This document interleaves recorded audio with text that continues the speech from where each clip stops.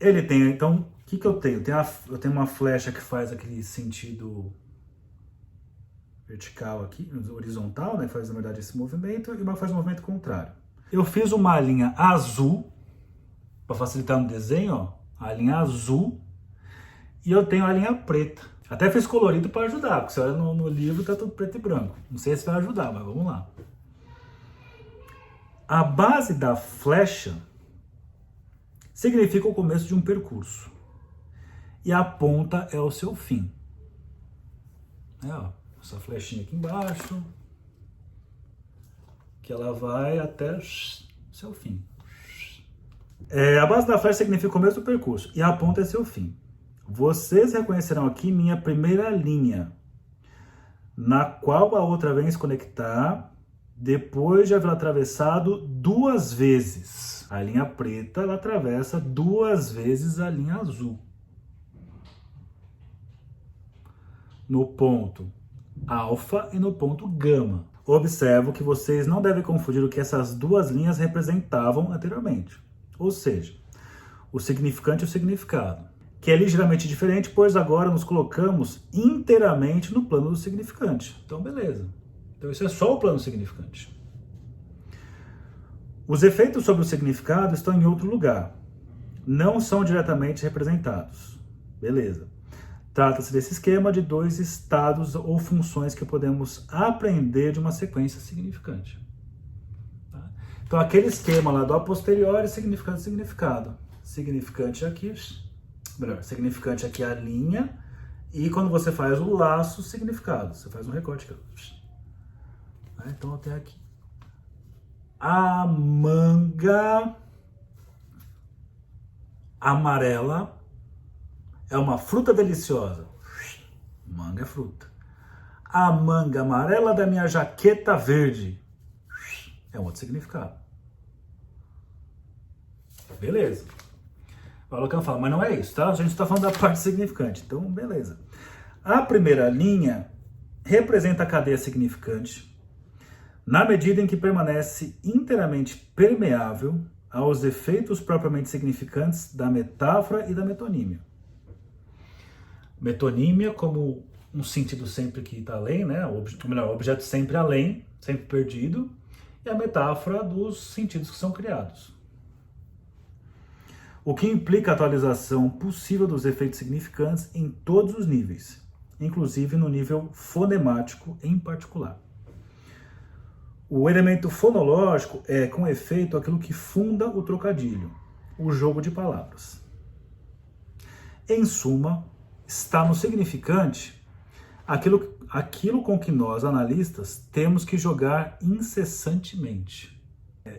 À exceção do que estão chegando aqui pela primeira vez, vocês devem ter uma noção disso.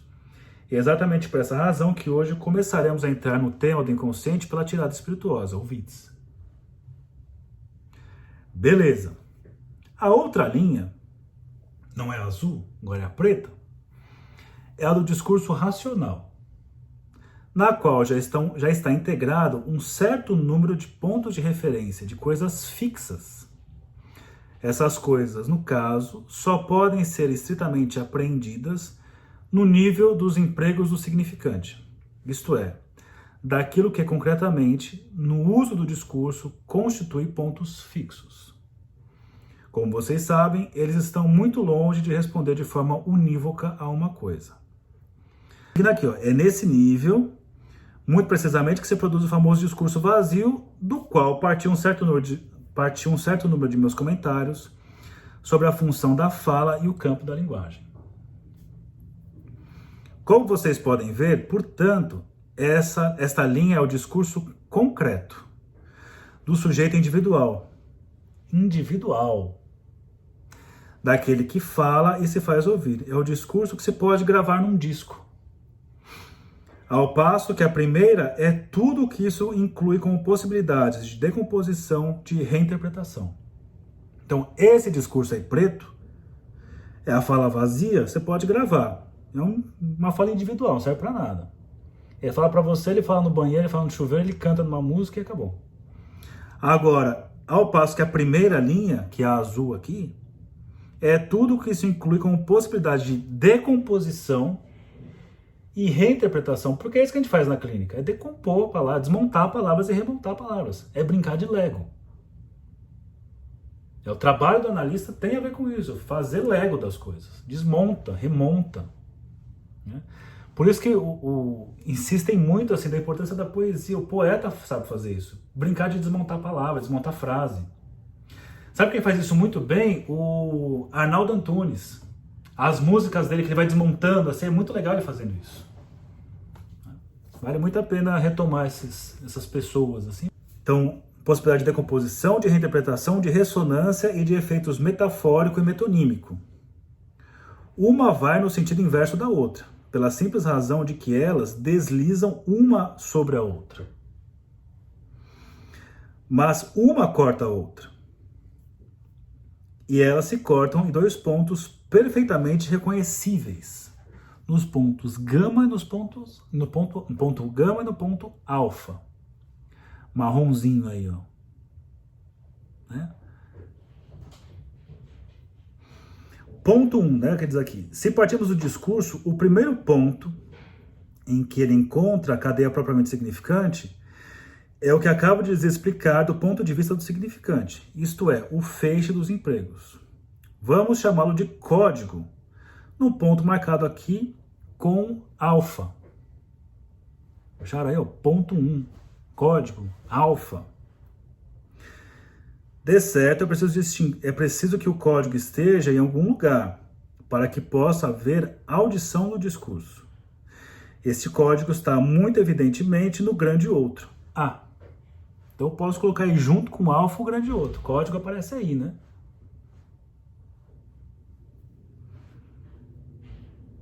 É absolutamente indispensável que esse outro exista. Sem outro não tem significante. Porque o significante se organiza e tem ali um outro para quem eu direciono isso e que o sentido vai aparecer justamente no retorno que faz desse outro. E rogo-lhes que observem.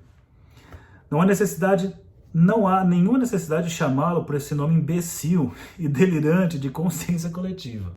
O outro sempre está lá, não adianta. O projeto do obsessivo de não precisar do outro falha absurdamente, assim. E tem o projeto histérico de furar o outro. Eis, portanto, o encontro primeiro, que se dá no nível daquilo a que chamamos código. O segundo encontro, que fecha o circuito, que constitui o sentido, que o constitui a partir do código, que é o gama ali, né? Com o que se deparou inicialmente, o circuito dá-se no ponto de chegada assinalado por gama. Vocês estão vendo que duas setas desembocam nele. Então, se você olhar, né, você tem tanto a seta que está aqui,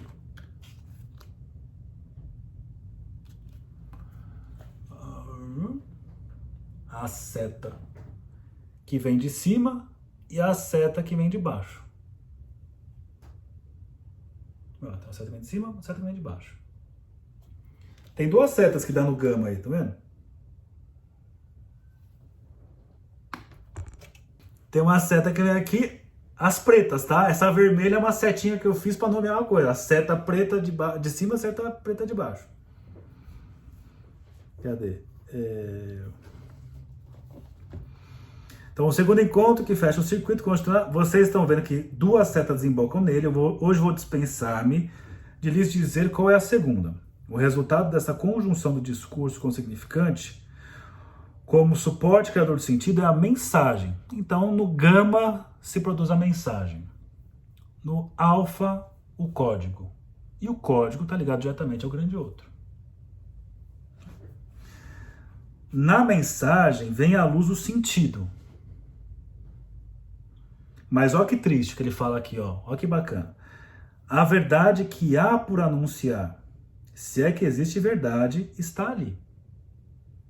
A verdade é sempre não toda. Lembra dessa história? Sempre não todo que fala. Se você pensa assim, se ela é não toda, você nunca chega nela exatamente, você já sabe que tem uma relação com o objeto metonímico. É óbvio. Né? Ele não falou ainda, mas meio que faz sentido. Na maior parte do tempo, nenhuma verdade anunciada Pela simples razão de que, na maioria dos casos, o discurso absolutamente não atravessa a cadeia significante, que é pura e simples ronronar da repetição. É só um moinho de palavras que passa num curto-circuito entre beta e betalinha, lá embaixo. Ó, o beta, betalinha, nessa cor de laranja que eu pintei, sei lá, escrito moinho de palavras. Acontece muita coisa ali, só esse ronronar. O discurso não diz absolutamente nada, a não ser assinalar-lhes que sou animal falante. Esse é o discurso comum, feito de palavras para não dizer nada, graças ao qual nos certificamos de estar simplesmente lidando frente a frente com o que o homem é em estado natural, ou seja, um animal feroz. Os dois pontos, nos mínimos do curto-circuito do discurso, são fáceis de reconhecer. Há, por um lado, em beta linha, o objeto, no sentido de objeto metonímico, né? E lá embaixo, né, nos amarelinhos, aí eu tenho... Há, por outro lado, em beta, o eu, no sentido que ele indica no próprio discurso o lugar daquele que fala. Então, lá embaixo, no moinho de palavras, beta linha, beta, eu tenho beta linha, objeto metonímico, beta, o eu, a qual, no mínimo, necessita em caráter absoluto do aparato desse esquema para existir. A mensagem só existe porque tem lá essas duas linhas, eu tenho o ponto do código e eu tenho outro ponto 2 lá do sentido, para a mensagem aparecer. É totalmente impossível fazer sair da existência de algum sujeito, de maneira irradiante e concêntrica, uma mensagem ou uma palavra qualquer se não existir toda essa complexidade. Que é importante pensar nesse caso, o caso Dick, que aí não faz apelo ao outro, por exemplo. Ele fala de um jeito muito pobre, né? muito precário. E que a Klein monta essa estrutura no dente, assim. Você não faz laço com o outro, é isso? Então pera aí que eu vou fazer isso agora com você. E ela consegue fazer um negócio. E isso pela razão de que a fala presume precisamente a existência de uma cadeia significante.